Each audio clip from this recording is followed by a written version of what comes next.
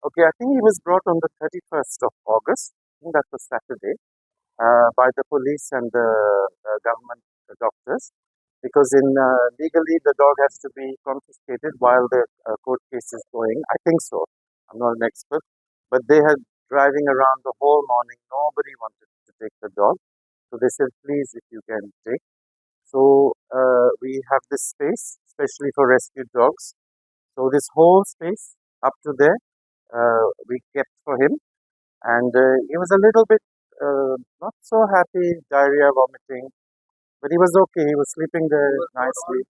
He was okay. He was not like thin or anything, but not eating, vomiting, diarrhea.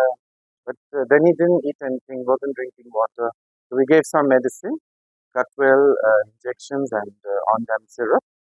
And he was okay. He had one small piece of chicken, but then he didn't eat. He didn't want to eat. Yeah, I think he was very stressed out.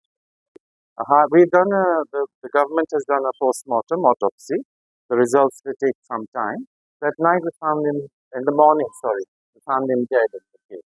At night we gave some food, he didn't eat too much. No, they did a post-mortem here on the table. Yeah, because this is a nice area. Government vet was there. I think three government doctors were there. Police was sitting there supervising from Anjuna, I think he was. Yeah, because the police has to. So it was done very, very professionally.